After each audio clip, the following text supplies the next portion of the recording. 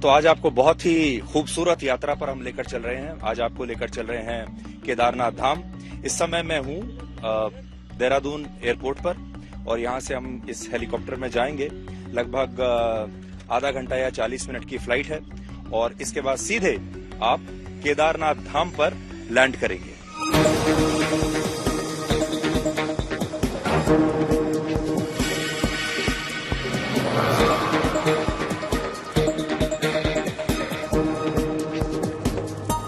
आज आपको अपने घर से निकलने की जरूरत नहीं है, आप अपने घर में ही रहिए।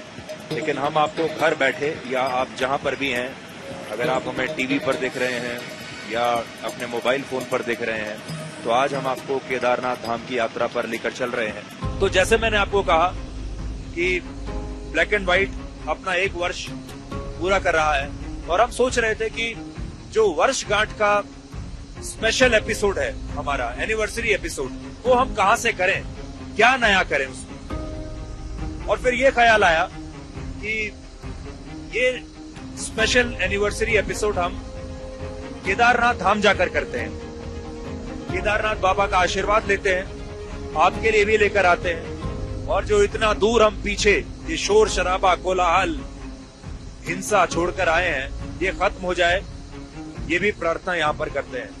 तो आज आपको बहुत ही पवित्र स्थल पर लेकर जा रहे हैं और वहीं से आज का पूरा ब्लैक एंड व्हाइट आपको देखने को मिलेगा, जिसमें हम केदारनाथ धाम को लेकर जो हमने अपनी मुहिम चलाई थी, वहां पर मोबाइल फोन को बंद करने की, रील्स और वीडियोस को बंद करने की, वो भी हम आपको दिखाएंगे। उसके बारे में उसका फॉलो अप क्या हुआ, क्योंकि प्रतिबंध लग चुका है। मंदिर के आपको दर्शन कराएंगे, इस मंदिर का क्या महत्व है, इसका इतिहास क्या है, इसके बारे में पौराणिक कहानियां क्या हैं, ये आपको हम बताएंगे। उत्तराखंड में मौसम आजकल ठीक नहीं है, इसलिए मैं तो आपको ये नहीं कहूंगा कि आप इस समय केदारनाथ आइए, लेकिन हम इसलिए आए हैं ताकि आप घर बैठे बाबा केदारनाथ के दर्शन कर सकें, भगवान शिव का आशीर्वाद ले सकें। और ये एक ऐसी जगह जहां आना बहुत दुर्गम जगह है, यहाँ आना आसान नहीं है, बहुत मुश्किल है। कई दिन आपको सफर करने में लग जाएंगे, यात्रा करने में। तो इसलिए आज हम आपके लिए आए हैं ताकि आप अपने घर बैठे केदारनाथ धाम की यात्रा कर सकें और केदारनाथ धाम पहुंचने की जो ये खूबसूरत मनमोहक यात्रा है, इसकी भी तस्वीरें हम आपको साथ साथ दिखाते रहें। तो मुझे भी बड़ी खुशी हो रही है कि हर रोज तो मैं स्टूडियो से आपका स्वागत करता हूँ। आज बस सना की कमी खल रही है। सना इस वक्त हमारे साथ नहीं है, अगर सना को भी ले आते तो वो आपको आज की हेडलाइंस भी बताती यहीं से हवा में। लेकिन आज का एपिसोड आप शुरुआत में यहाँ पर्वतों के बीच, बादलों के बीच, यहाँ से मैं आपको दिखाना चाहता हूँ। और 1 घंटा आज आप अपने जीवन का हमें दे दीजिए, 1 घंटा बाबा केदारनाथ को दे दीजिए, भगवान शिव को दे दीजिए और फिर देखिए कि आपको मानसिक शांति भी मिलती है और बहुत कुछ वहां से सीखने को भी मिलेगा। तो ब्लैक एंड व्हाइट का जो एनिवर्सरी एपिसोड है, वो मुझे नहीं लगता कि इससे बेहतर कोई और जगह हो सकती थी। और सामने देखिए, अब हिमालय की ऊंची ऊंची चोटियां, हिमालय के ये बड़े बड़े पर्वत जो बर्फ से ढके हुए हैं, ये अब ठीक हमारे सामने हैं। और ये जो यात्रा है मैं जो आपको दिखा रहा हूं, ये सिर्फ आप इसे अपने इन दृश्यों के लिए याद रखेंगे हमेशा के लिए।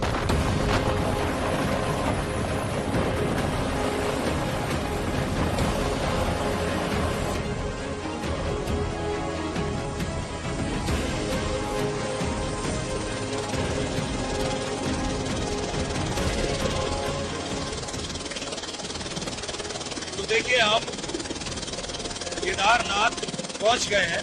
ये केदारनाथ का हेलीपैड है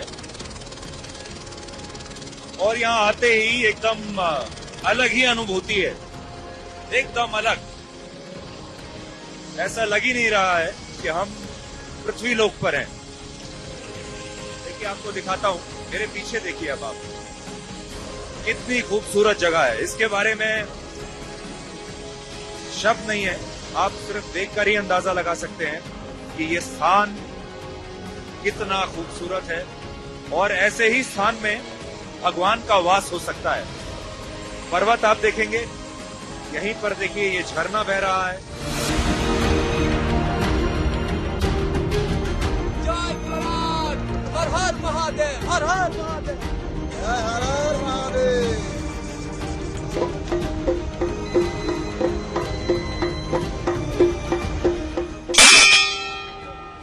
केदारनाथ धाम से एक बार फिर से आपका स्वागत है आज के special black and white episode में। और जैसा मैं आपको बता रहा था कि हमारा ये एनिवर्सरी एपिसोड है और इससे अच्छी जगह और क्या हो सकती है। केदारनाथ धाम में इस समय हम हैं। देखिए मेरे ठीक पीछे यहां आप देख सकते हैं, आज आपको साक्षात दर्शन हम करा रहे हैं।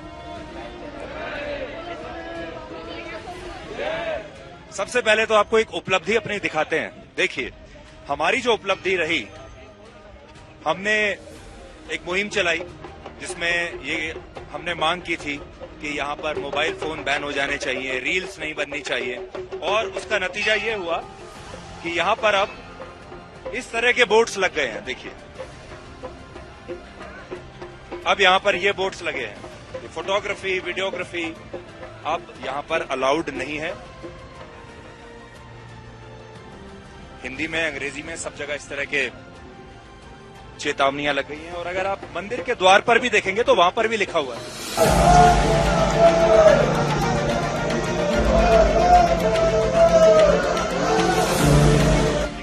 क्या कहना चाहेंगे आप आज तक के दर्शकों को, क्या कहना चाहेंगे? आज तक के दर्शकों को यही कहना चाहेंगे, भगवान केदारनाथ सबको सुखी और समर्थ बनाए, आरोग्य प्रदान करे और भगवान सबको सनातनी और धार्मिक बनाए। अच्छा आप ये बताइए, इससे पहले यहाँ पे बड़ी रील्स और वीडियो सब लोग बनाते थे, कुछ करते थे, अब कुछ बंद हुआ, कम हुआ? हाँ काफी फर्क पड़ा है। कितने वर्षों से आप बोले नहीं है? 5 वर्ष हो गए। 5 वर्ष। तो देखिए 5 वर्ष हो गए, 5 वर्ष से बोले नहीं है, मौनी बाबा है।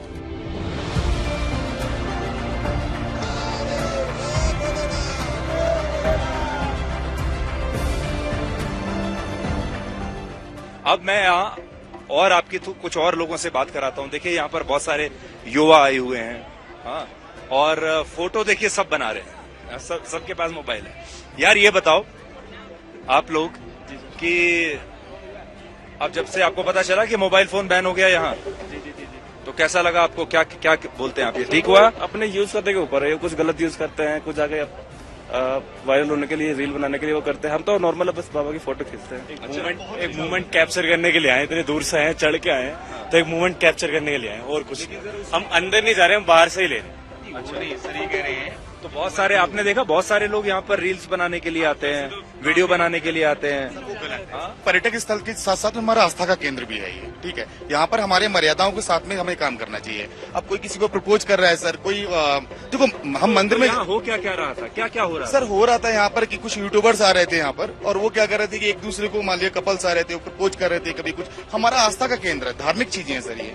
हम जिस मकसद से आए हैं सर, समाज में हम रहते हैं, वहाँ हमारी अपनी लाइफ है सर, लेकिन यहाँ जब हम आते हैं सर, भगवान के चरणों में अपनी लाइफ होती है सर, वहाँ हम उस वाली लाइफ स्टाइल को यहाँ सर हम मैच नहीं कर सकते। तो ये एक तरीके से एक पिकनिक स्पॉट बन गया था। बिल्कुल सर, बिल्कुल सर। और हम नहीं चाहते, हम भी युवा हैं सर और हम भी यहीं के हैं, हम चाहते हैं सर इसकी मर्यादा बनी रहे। सब लोगों से हमारा हाथ जोड़ के निवेदन है कि इसकी मर्यादा, इसकी गरिमा बनाए रखें। नहीं, हमने आपने देखा होगा, हमने इस पे बड़ा मुहिम चलाया था, ब्लैक एंड व्हाइट पे हमने इसमें दिखाया भी था, है ना? तो आपको ठीक लगा वो? नहीं, बढ़िया था प्रोग्राम आपका।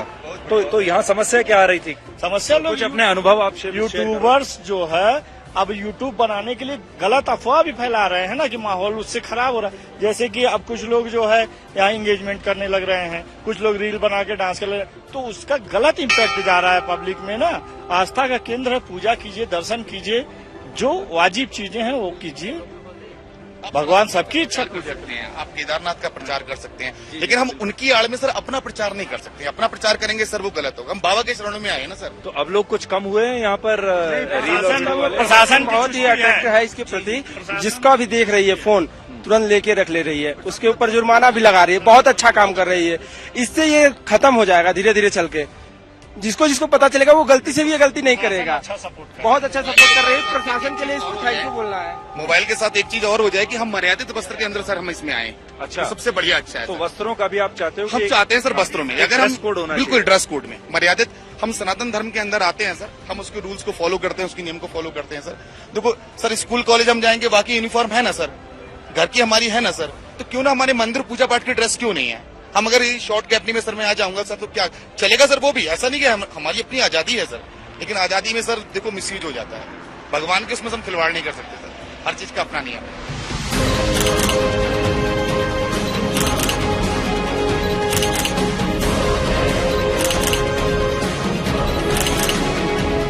अच्छा देखो, हमें कुछ दर्शक तो यही मिल गए ब्लैक एंड व्हाइट के, तो कैसा लगता है आपको? बहुत अच्छा लगता है भाई आपका प्रोग्राम, बहुत बहुत। हाँ आप हर हर हर हर पहले से जुड़े हैं सर, बहुत अच्छा लगा आपसे मिलके सर, बहुत अच्छा लगा।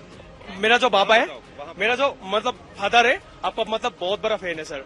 मतलब आपका जब मतलब आपका जो प्रोग्राम लगता है वो मतलब काम छोड़ के बाद मतलब आपका प्रोग्राम देखता है सर। अच्छा। हाँ, और मैं भी से सर, आए हो आप? हम सर आसाम से है सर। अच्छा, आसाम, आसाम कोकराझार डिस्ट्रिक्ट से यार, कोकराझार डिस्ट्रिक्ट। वहाँ देखते हो आप? हाँ सर, आपको सर आसाम में सब आपको बहुत फॉलो करते हैं सर। सर हम आपको बहुत मानते हैं सर, बहुत मानते हैं। अरे अरे अरे बाबा, गॉड ब्लेस। देखो ये आपने लिया फोटो? जी सर। हाँ? देखिए अभी अभी हमने फोटो ली यहाँ, दिन से जुड़ा हूँ। और ये प्रिंट भी लेकर आ गए। देखिए ये फोटो अभी हमने यहाँ पर ली थी, और यहीं की यहीं इन्होंने इस फोटो का प्रिंट भी ले लिया। अब बड़ी यादगार पिक्चर है ये। जी सर, बहुत बड़े फैन है हम, इसलिए तो निकलवाए हैं बहुत आपसे। जी। अरे अच्छा, आप पुलिस में थे पहले? इंस्पेक्टर हूँ सर। अरे आप अभी भी हैं? अभी नहीं, अभी अभी रिटायर रिटायर हो गए, पुलिस इंस्पेक्टर हैं कहा थे गुजरात में। पहले सर ये Thank you. I like बताने की चीज़, आपका जो चैनल आता है वो ये न्यूट आते हैं, न्यूट्रल, मतलब ये पॉलिटिक्स वाला ये मसाला बैंड कर नहीं आती है, एकदम क्लीन एंड चीट आती है, जो बात से है सही बताते हैं, बिना मिलावट के। बिना मिलावट के। सर मेरी वाइफ का जी जी जी जी। आपका अच्छा चैनल है, हम हर देखते हैं, सुबह में, साथ में, अब रात में 9:30 बजे, और फिर वापस आता है तो वो भी देखते हैं, रिपीट देखते हैं। रिपीट देखते हैं, सब देखते हैं, बहुत अच्छा। थैंक यू थैंक यू हमारा थैंक यू। फोटो ले लेंगे सर, एक फोटो।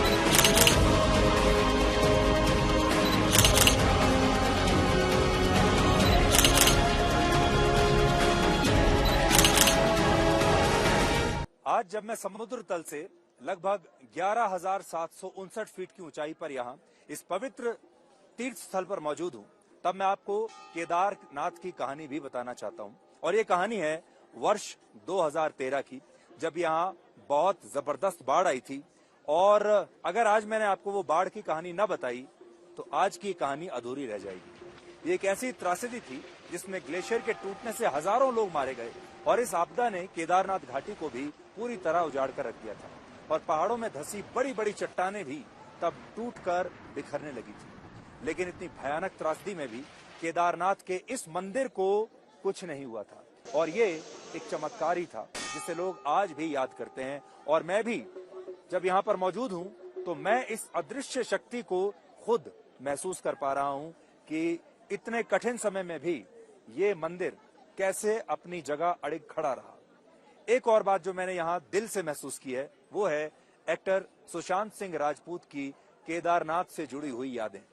तो ये दो यादें आज मेरे दिमाग में हैं जब मैं यहाँ पर आया, एक 2013 की त्रासदी और दूसरा सुशांत सिंह राजपूत की केदारनाथ फिल्म।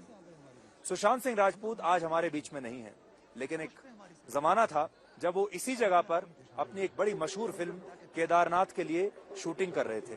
और वर्ष 2018 में आई इस फिल्म में उन्होंने एक मुस्लिम लड़के की भूमिका की थी जिसका नाम था मंसूर, और ये किरदार उन्होंने तब निभाया था। और वो मंसूर जो लड़का था वो इसी मंदिर परिसर के पास उस त्रासदी में मारा जाता है। मुझे लगा कि सुशांत सिंह राजपूत को याद करने के लिए आज इससे अच्छी जगह कोई और नहीं हो सकती, क्योंकि सुशांत शिव भक्त भी थे और सुशांत इस मंदिर से भी बहुत जुड़े हुए थे, और शायद इसीलिए उन्होंने केदारनाथ नाम की ये फिल्म भी की थी। आपको याद होगा उस फिल्म में केदारनाथ में सुशांत सिंह ने एक पिट्ठू यानी कंडी वाले की भूमिका अदा की थी, और आज मेरे साथ वही कंडी वाले हैं। आप अगर उस फिल्म में देखेंगे तो पीछे ये एक टोकरी लगाकर चलते हैं इस तरह, और इसमें एक इंसान पूरा की पूरा बैठ जाता है, और फिर ये उसे लेकर किलोमीटरों तक हम 22 किलोमीटर 1.5 क्विंटल तक लेके जाएंगे इसको नीचे। इसको तुम 22 किलोमीटर तक किसी को बैठा के लेकर जाओगे? 1.5 क्विंटल तक। 1.5 क्विंटल तक। हम नेपाल से। तुम नेपाल से हो? हाँ सर। हाँ, और आप रोज ऐसा करते हो? रोज करते हैं सर। आपने सुशांत की फिल्म देखी थी? उसने आप ही की आपका रोल किया था उसमें, गंडी बुक के लिए आया था नीचे रंबाड़ा से, है ना? अच्छा लगा आपको? घोड़ा पकड़ की थी, घोड़ा में ऊपर की थी, घोड़ा का थी। तो ये वो कंडी कहलाती है। आज के जमाने में भी लोग इस पर बैठकर, एक इंसान ही इंसान के कंधे पर बैठकर आज भी जाता है। तो ये भी एक अजीब सी बात है। ये हमारा बख्श है यार, किसी का तो आज इसीलिए सुशांत सिंह राजपूत यहाँ मुझे याद आ गए। उत्तराखंड में जो 4 धाम की यात्रा होती है उसमें एक धाम केदारनाथ का है, और ये धाम देश में स्थित 12 ज्योतिर्लिंगों में से एक है, और ये भारत में करोड़ों हिंदुओं की आस्था का केंद्र है। ऐसी मान्यता है कि केदारनाथ ज्योतिर्लिंग की स्थापना का ऐतिहासिक आधार तब निर्मित हुआ जब एक दिन हिमालय के केदार श्रृंग पर भगवान विष्णु के अवतार नर और नारायण तप कर रहे थे, और उनकी तपस्या से भगवान शिव बहुत प्रसन्न हुए और उन्होंने उन्हें दर्शन दिए। उनकी प्रार्थना के फलस्वरूप उन्हें आशीर्वाद दिया कि वो ज्योतिर्लिंग के रूप में सदैव यहाँ पर वास करेंगे। इसके अलावा मंदिर के बाहर भगवान शिव के वाहन के रूप में जो नंदी बैल विराजमान है, उनकी कहानी भी शायद आप नहीं जानते होंगे। ऐसा कहा जाता है कि द्वापर युग में महाभारत के युद्ध के बाद जब 5 पांडव अपने पापों से मुक्ति पाना चाहते थे, तो वो इसके लिए भगवान शिव का आशीर्वाद लेने पहले काशी विश्वनाथ गए।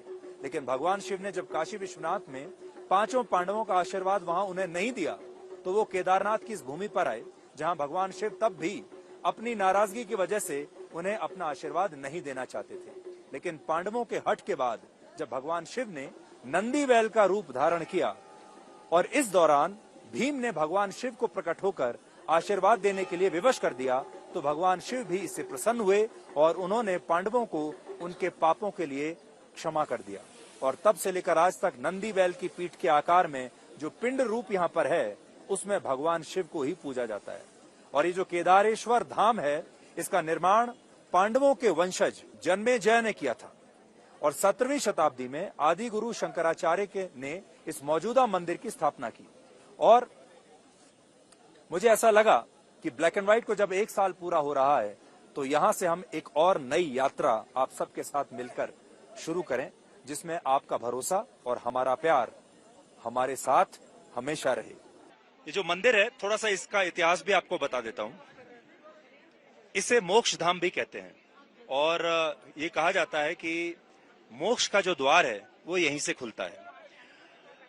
कहा जाता है कि जो पांडव थे, महाभारत के युद्ध की समाप्ति के बाद जब पांडवों ने कौरवों को हरा दिया और महाभारत का युद्ध जीत लिया, उसके बाद पांडव यहाँ पर आए मोक्ष प्राप्त करने के लिए, क्योंकि पांडवों को लगा कि महाभारत के युद्ध में उनसे बहुत सारे पाप हुए हैं, उनसे बहुत सारी गलतियां हुई हैं, उन्होंने बहुत सारे लोगों का वध किया जिनका नहीं करना चाहिए था, ब्राह्मणों का वध हुआ है।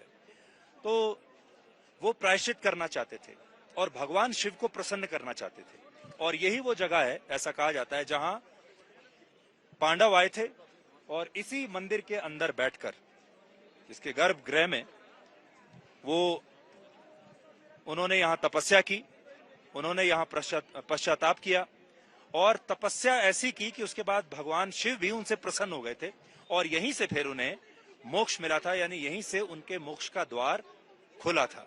तो इसीलिए इसे मोक्ष द्वार भी कहा जाता है।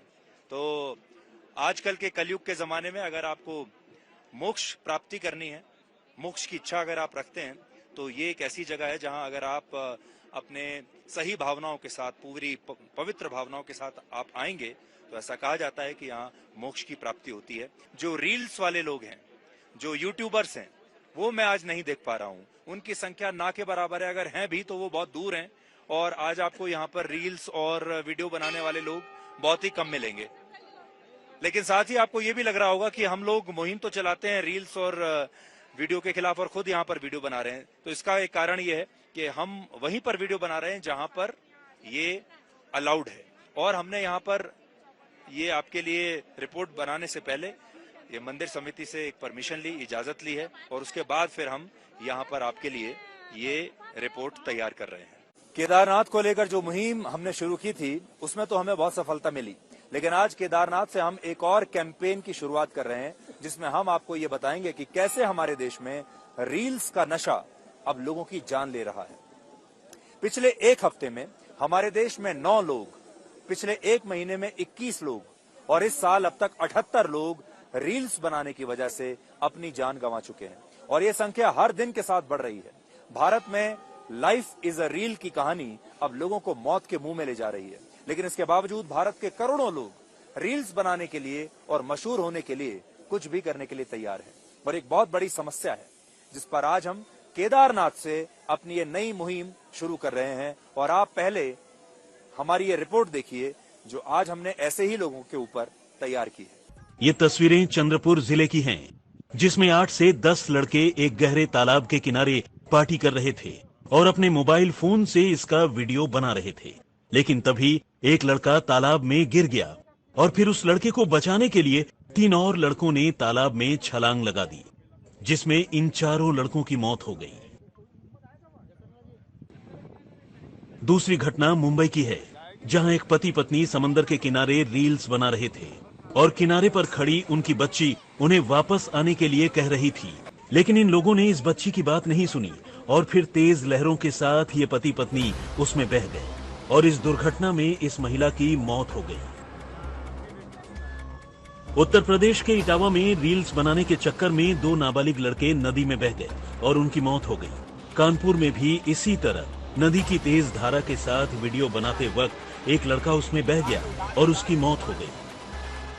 आपको जानकर हैरानी होगी कि पिछले एक महीने में 40 से ज्यादा ऐसी घटनाएं हो चुकी हैं, जिनमें लोगों ने रील्स और वीडियो बनाने या सेल्फी खींचने के चक्कर में अपनी और दूसरे लोगों की जान जोखिम में डाली या इसके लिए ट्रैफिक नियमों का उल्लंघन किया। भारत में 15 से 29 साल के 38 करोड़ युवा हैं और इस आयु वर्ग की इतनी बड़ी युवा आबादी इस समय दुनिया के किसी देश में नहीं है। लेकिन ये करोड़ों युवा आज लाइट, कैमरा और एक्शन में फंस कर रह गए हैं और इन लोगों ने अपने घरों को एक स्टूडियो में बदल दिया है। इस समय पूरी दुनिया में इंस्टाग्राम पर रील्स बनाने और देखने वाले यूजर्स की संख्या सबसे ज्यादा भारत में है। भारत में 23 करोड़ लोग इंस्टाग्राम पर एक्टिव हैं और भारत में हर दिन अकेले इंस्टाग्राम पर औसतन 1 मिनट की 60 लाख से ज्यादा रील्स और वीडियोस अपलोड की जाती हैं। इस हिसाब से भारत के लोग इंस्टाग्राम के लिए हर दिन 60 लाख मिनट के वीडियोस बना रहे हैं और ये 60 लाख मिनट लगभग 11.5 साल के बराबर होते हैं। सबसे बड़ी बात यह है कि जब पूरी दुनिया डेटा प्रोटेक्शन के विषय को गंभीरता से ले रही है, ज्यादातर देशों में नागरिकों का डिजिटल डेटा सुरक्षित करने के लिए कानून बनाए जा रहे हैं, तब हमारे देश के बहुत सारे लोगों के लिए उनकी वर्चुअल प्राइवेसी कोई मुद्दा ही नहीं है। भारत में आज भी बहुत सारे परिवारों ने अपने घर को आज बिग बॉस का घर बनाकर रख दिया है, जहां 24 घंटे कैमरा ऑन रहता है। सोशल मीडिया के लिए लोग वीडियो और रील्स बनाते हैं और इस जुनून में बहुत सारे माता पिता अपने बच्चों की रील्स बनाकर सोशल मीडिया पर अक्सर पोस्ट करते रहते हैं। अब असल में ये पूरी व्यवस्था एक लघु उद्योग में बदल गई है और ये ऐसा लघु उद्योग है जो हमारे देश के लगभग हर घर में फिलहाल चल रहा है। ये कॉटेज इंडस्ट्री बन चुका है। आपको यकीन नहीं होगा कि इंस्टाग्राम पर हर दिन 8 लाख से ज्यादा ऐसे वीडियो अपलोड होते हैं जो घर के अंदर रिकॉर्ड किए जाते हैं, जबकि इसी सोशल मीडिया प्लेटफॉर्म पर 70 लाख से ज्यादा वीडियो ऐसे हैं जो लोगों ने अपने बेडरूम में रिकॉर्ड करके अपलोड किए हैं। और इससे तो ये पता चलता है कि भारत में रील्स का लघु उद्योग अब लगभग हर घर में है। सबसे बड़ी बात यह कि आज शहरों में लोग एक ही हाउसिंग सोसाइटी में रहते हुए एक दूसरे को जानते तक नहीं, अपने पड़ोसियों का नाम नहीं पता, लेकिन सोशल मीडिया की वजह से उन्हें एक दूसरे के बारे में हर जानकारी रहती है, क्योंकि अब लोगों ने सोशल मीडिया के जरिए अपने घर के सारे दरवाजे दुनिया के लिए खोल दिए हैं और अब लोग खुद अपनी प्राइवेसी की हत्या कर रहे हैं। इसकी एक वजह यह भी है कि भारत दुनिया का सबसे ज्यादा आबादी वाला देश है, जहां भीड़ भाड़ बहुत ज्यादा है और इसकी वजह से बहुत सारे लोगों को उनके जीवन में इतना अटेंशन मिल नहीं पाता जितनी वो उम्मीद करते हैं। और ये एक तरह की मानसिक अवस्था है जिसकी वजह से डिप्रेशन और एंजाइटी डिसऑर्डर भी हो सकता है। लेकिन अब हो ये रहा है कि सोशल मीडिया की वजह से ऐसे लोग अटेंशन पाने के लिए और वायरल होने के लिए, मशहूर होने के लिए वो सब कुछ करते हैं जिससे उन्हें ज्यादा लाइक्स और व्यूज मिल सके। लेकिन आप खुद सोचिए, अपनी प्राइवेसी को खत्म करके मशहूर होने का ये जुनून, अपनी जान को खतरे में डालकर मशहूर होने का ये जुनून कितना सही है। बापू, आज हमें ये मौका मिला है। इस स्थान को मोक्ष धाम भी कहते हैं और कहते हैं कि यहाँ मोक्ष की प्राप्ति होती है।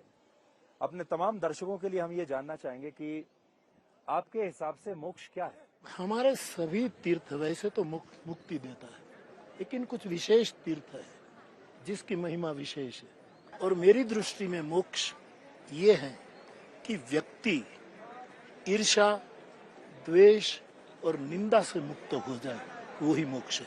आपको लगता है कि जीवन में जो अंतिम पड़ाव है, जिसको सब लोग चाहते हैं कि मुझे मिले, वो मोक्ष है? कुछ लोग चाहते हैं मोक्ष, कि हमारा अंतिम पड़ाव मोक्ष है, लेकिन जो प्रेम मार्गी है वो चाहते हैं कि हमें बार बार जन्म लेना है, हमें मुक्ति नहीं चाहिए, हमें भक्ति चाहिए। और जगत गुरु शंकराचार्य जो यहाँ से तिरोधान हुए, वो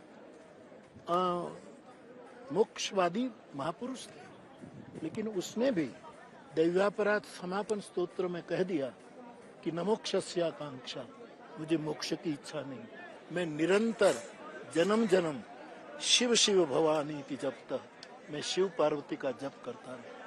मेरा इन आचार्यों के कदमों पर यही एक बात रही कि हमें मोक्ष नहीं चाहिए, हमें इस पवित्र देश में, इस तीर्थों के देश में, इस देवताई देश में, इस सनातन धर्म की कुख में बार बार जन्म लेना है और बार बार परस्पर प्रीत, सत्य और करुणा का सेतु बनाना। आप अपने लिए कभी मोक्ष मांगते हैं? आपको भी मोक्ष चाहिए? नहीं, बिल्कुल नहीं, मोक्ष नहीं चाहिए। मैं बार बार जन्म लेना चाहता हूँ और ये दे तो मैं बार बार धरती पर आना चाहता हूँ और बार बार रामचरितमानस लेकर उसी की कथा गाना चाहता हूँ। बापू, एक बात हमने देखी, हम यहाँ भगवान के दर पर बैठे हैं और मंदिरों में भी आपने देखा होगा, हमारे देवी देवताओं में भी देखा होगा आपने, लोग भगवान के पास जाते हैं कुछ मांगने के लिए, स्वार्थ के लिए जाते हैं और अपनी प्रार्थना में यही कहते हैं कि भगवान हमें ये दे दो। भगवान राम से भी यही पूछते हैं, शिव भगवान से भी यही कुछ कहते हैं कि हमें कुछ दे दो। क्या आप इसे सही मानते हैं? और कितने % लोग ऐसे होंगे जो कुछ मांगे बिना अपनी श्रद्धा से जाते होंगे? पहली बात तो यह है कि ये सर्वज्ञ है, अंतर्यामी, उसके पास मांग करके उसकी सर्वज्ञता का खंडन नहीं करना चाहिए। वो सब जानता है कि मेरे मन में क्या है। तो पहला मेरा विचार तो है कि कुछ मांगना नहीं चाहिए। फिर भी लोग यदि मांगना चाहे तो इंसान जब पूरा नहीं करता है तो भगवान के पास न जाए तो किसके पास जाए? क्योंकि ये बाप का बाप बैठा है, उसी के पास जाकर ही मांगे, अपनी झोली फैलाए, अपना दामन फैलाए। बापू, आजकल जैसे मैंने गुरु की बात की, गुरु तो बहुत सारे हैं, लेकिन आजकल सब सोशल मीडिया वाले गुरु हैं। आजकल प्राइवेट जेट वाले गुरु हैं। आजकल उनके लिए जो पहले साधु संत जंगल में जाया करते थे, वन में जाते थे, अब उनका जो वन है वो सोशल मीडिया ही है। क्या ये गुरु हमें भगवान तक पहुंचा सकते हैं? नहीं, कौन क्या करता है इसमें मैं न जाऊं। सबके अपने विचार होते हैं, सबके अपने अपने मनीषा होती है, सब अपने अपने हेतु होते हैं। सबको प्रणाम। आप अक्सर ये कहते हैं और मैं आपसे भी जानना चाहता हूं, आप पैसा नहीं लेते। अब आप पैसा किसी से कुछ नहीं लेते, लेकिन अब ये यात्रा आप निकालेंगे इतनी बड़ी, इतने बड़े बड़े आप आयोजन करते हैं, तो इसके लिए आपके पास धन कहां से आता है जब आप कोई पैसा लेते ही नहीं, आप छूते नहीं पैसे? नहीं, ये मैं कोई आयोजन करता ही नहीं, मनोरथ ही करते हैं। कोई तनुजा सेवा करते हैं, कोई मानसी सेवा करता है, कोई वित्तजा सेवा करते हैं। मैं तो, मेरे पास का, मैं किसी से एक पैसा लेता नहीं। मुझे ले आए, छोड़ दे, गंगा जल मेरा साथ होता है और हवा में हनुमान जी की लेता हूँ, जल गंगा का पीता हूँ, रोटी मेरे नसीब की पाता हूँ, पोथी मेरे दादा की दी हुई है। ये मनोरथी लोग योजना करते हैं और मेरे आत्मा में बात बैठती है तो मैं पोथी जी लेकर चढ़ पड़ता, क्योंकि मेरे पास पैसे में किसी लेता नहीं और मेरे पास खर्चा करना का कोई कारण नहीं बनता। आप कितना पैसा खर्चे हैं दिन में? आपका कितना खर्चा होता होगा? वो तो मनोरथियों को पूछे आप। आपका मैं कभी पूछता ही नहीं, मैं कभी नहीं पूछता कि क्या हुआ, कितना खर्चा हुआ। ये सब प्रामाणिकता से इसका उपयोग करते हैं। आपका अपना निजी खर्चा कितना होगा दिन का या महीने का? मेरा कोई निजी अपना खर्चा? कोई खर्चा नहीं, कोई खर्चा, मेरा कोई खर्चा। मैं 3 पैर कपड़े रखता हूँ, 2 मेरी बैग में होता हूँ, 1 पहना। 3 काली शॉल रखता हूँ 2 बैग में, 1 यहाँ, 3 रामनामी रखता हूँ 2 उसमें, और वो भी मेरा कोई न कोई पुष्प, वो कभी न कभी मेरे टेलर से जाकर खादी लेकर सिलवा कर दे, मेरा कोई खर्चा नहीं। आप हमेशा इसी तरह के परिधान पहनते हैं, ब्लैक एंड व्हाइट। मेरा शो का नाम भी ब्लैक एंड व्हाइट ही है। और आज हम बिल्कुल ब्लैक एंड व्हाइट वाली ही मुद्रा में हैं, पर आप हमेशा ये काली शॉल लेते हैं, सफेद कपड़े पहनते हैं, इसके पीछे क्या कारण है? Black and white. तो आप जीवन को और पूरी दुनिया को ब्लैक एंड व्हाइट में देख पाते हैं और फिर दिखा भी सकते हैं। मैं तो मेरे लिए देखता हूँ, दुनिया के लिए कुछ, मेरे में ब्लैक क्या है वो देखता हूँ, मेरे में व्हाइट क्या है देखता हूँ। व्हाइट बढ़ाता जा रहा हूँ, ब्लैक कम करता जा रहा हूँ, इसलिए बाल भी काले कम कर दिए, दाढ़ी सफेद कर दी। देखिए अब सब सफेद ही हैं, बाल भी सफेद है और दाढ़ी भी सफेद है। सब होता जा रहा है। मैंने सुना है आप सिर्फ गंगा का पानी पीते हैं, आपने कभी बाहर का पानी नहीं पिया, तो कैसे आप? कुछ सालों से मैं पी रहा हूँ, मेरी रसोई भी गंगा जल से बनती है, पीता भी गंगा जल है। अच्छा, तो मुझे गंगा ही जल पिलाती है, और इससे फायदा बड़ा ये हुआ कि देश विदेश में हर जगह, हर एक घर में गंगा जल चला गया, क्योंकि कभी मुरारी बापू आएंगे तो हम गंगा जल की रोटी भिक्षा में देंगे। बहुत गंगा केवल भारत में न रही, जो असल में त्रिभुवनी है वो त्रिभुवन में घूम रही है, ये अच्छा फायदा हुआ। तो बापू आज के जो, जैसे मैंने कहा, आज के जो साधु हैं, ये तो सोशल मीडिया वाले साधु हैं। आप कभी ये सोचते हैं कि आपको भी सोशल मीडिया पर होना चाहिए? आपके सोशल मीडिया पर कितने फॉलोअर्स हैं, आपके नाम की कितनी रील्स बन रही हैं, कितने वीडियोस बन रहे हैं, लोग कितना फॉलो कर रहे हैं, लाइक कर रहे हैं? एक तो आप जानते हैं कि इलेक्ट्रिक मीडिया, एक प्रिंट मीडिया, मेरा मीडिया ये है, मुझे कुछ नहीं करना पड़ता, ये सब कर रहा है, क्योंकि रामचरितमानस की चौपाइयां घर घर में नहीं है, घट घट में। टीवी घर में होता है, घट में नहीं होता है, ये मीडिया घट में, हर एक के घट के भीतर है, तो वो करता है मेरे लिए सब कुछ। आप अक्सर ये बात भी कहते हैं कि आप सुधारना नहीं चाहते, आप स्वीकार करना चाहते हैं। इसके पीछे क्या लॉजिक आप देखते हैं? क्योंकि हम तो सुधारना ही चाहते हैं, ज्यादातर लोग यही कहते हैं कि मैं सुधारने आया हूँ, मैं ठीक करने आया हूँ, मैं रिपेयर करने के लिए आया हूँ, वो स्वीकार नहीं करते। मैंने जो इतिहास देखा है, इसमें मैंने पाया कि सुधारक इतने सफल नहीं हुए और न विचारक इतने सफल हुए। राम स्वीकारक है, उसने अहल्या का स्वीकार किया, निषादों का, आदिवासियों का, इवन पत्थरों का, असुरों का, शबरी का, तो स्वीकार में सफलता हासिल की है। सुधार थक जाते हैं। आदमी का चाहिए कि खुद को सुधारे और सबका स्वीकार करे। बापू, आपसे मिलने के लिए बहुत सारे युवा भी आते होंगे और बहुत सारे युवा हमें बाहर मिलते हैं। आज जो हम देखते हैं, युवा बहुत भटका हुआ है। एक तो एम्बिशन को लेकर इम्बैलेंस है, और दूसरा है हर युवा को हम जो देखते हैं, या तो वो रिलेशनशिप में फंसा हुआ है या ब्रेकअप में फंसा हुआ है, और जो समय बच गया वो रील्स या वीडियो में लगा हुआ है या सोशल मीडिया में लगा हुआ है। इस युवा को आप क्या मार्गदर्शन देना चाहेंगे? मेरे पास वो युवा आते हैं जो भटक के थक गए और फिर मेरे पास आकर अटक जाते।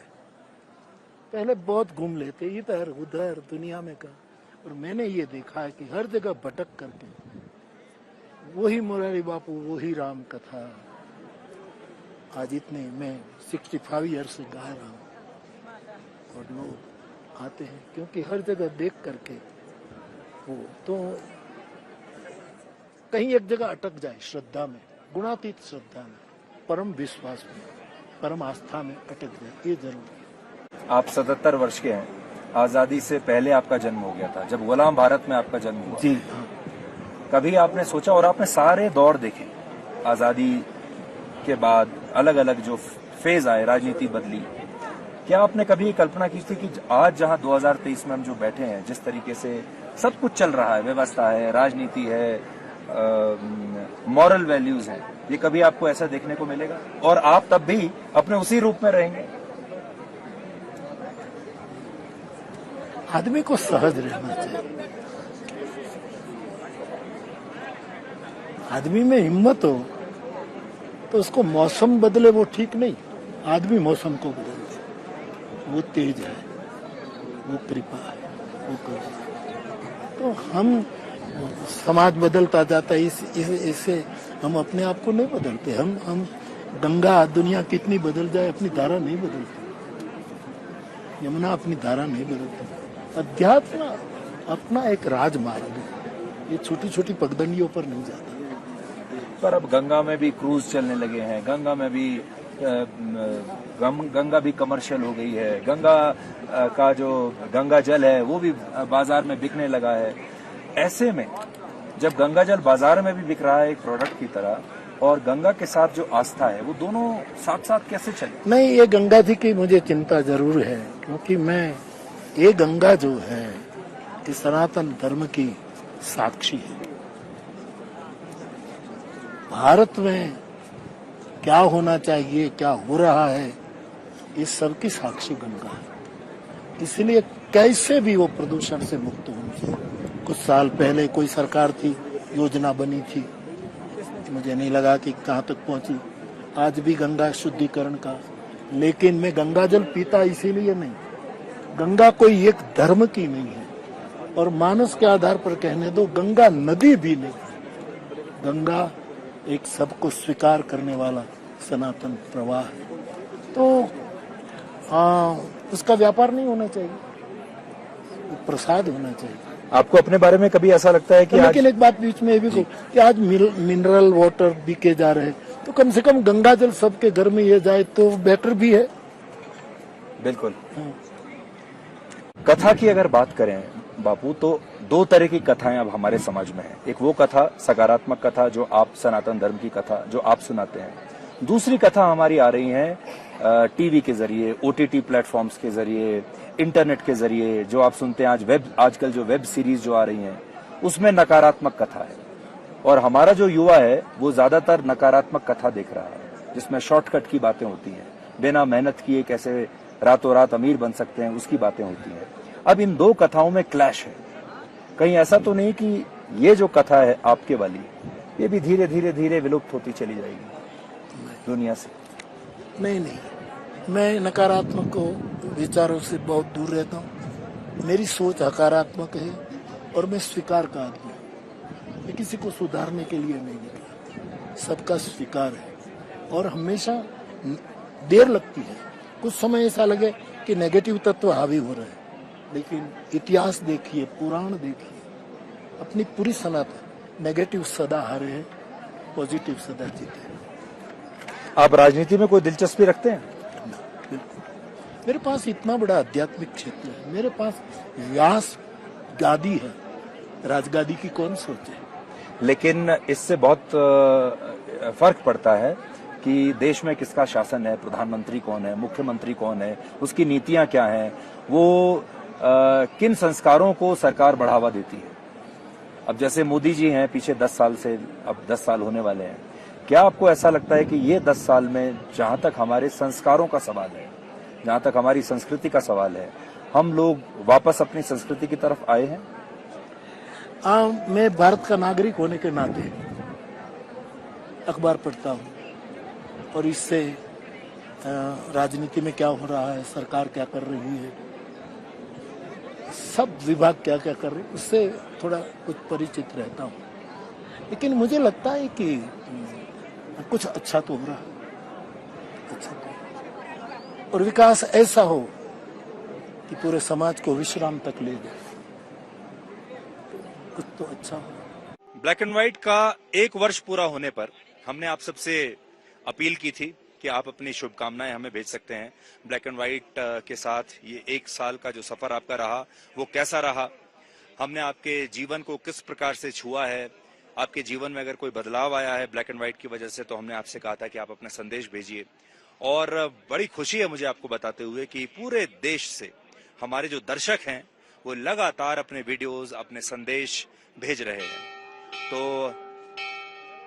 आज आपको अपने कुछ और दर्शकों के संदेश हम दिखाना चाहते हैं कि उन्होंने ब्लैक एंड व्हाइट के बारे में 1 वर्ष जो हुआ है इस रिश्ते को, उसके बारे में क्या कहा है आप भी देखिए। सुधीर चौधरी आए हैं, सबका मन ये भाए हैं। सुधीर चौधरी आए हैं, सबका मन ये भाए हैं। केदारनाथ में सल्बी बन, नॉन स्टिक में खाना बन, नेताओं की सेवानिवृत्ति पर बहस, गेमिंग जिहाद पर षड्यंत्र ये रुकवाए हैं। करने को तो बहुत किया, हम ही भूल जाते हैं। 6 महीने साल के बाद सुधीर चौधरी आज तक ब्लैक एंड वाइट पर हमको याद दिलाते हैं। 1 साल होने पर ब्लैक एंड वाइट को कॉन्ग्रेचुलेसन। आपका प्रोग्राम ब्लैक एंड वाइट इतना अच्छा है कि अगर हम सारे भारतवासी इस पर चलें आपके विचारों पर, तो शायद पूरा भारत सुधर जाए। हम हमारा परिवार बहुत अच्छे से आपका प्रोग्राम देखते हैं और ईश्वर से प्रार्थना करते हैं कि आप हमेशा स्वस्थ रहें। हेलो सुधीर सर, मैं आपकी black and white show daily देखती हूँ अपने फैमिली के साथ। आप बहुत अच्छा न्यूज़ दिखाते हैं, आप जैसा न्यूज़ कोई नहीं दिखाता। आपका कार्यक्रम सर हम पूरे परिवार एकजुट होकर 9 बजे से 10 बजे कंटिन्यू देखते हैं सर आपका एपिसोड, जिसमें हमें बहुत ही ऐसी जानकारी मिलती है सर।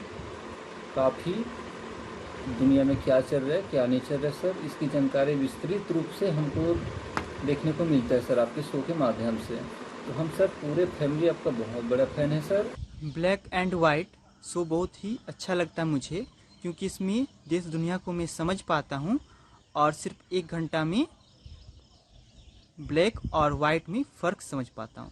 सुधीर जी, आपका ये शो ब्लैक एंड वाइट 19 जुलाई 2022 से जब से शुरू हुआ है, जब से हम पूरा परिवार एक साथ बैठ कर के देखते हैं इसको, बहुत अच्छा लगता है।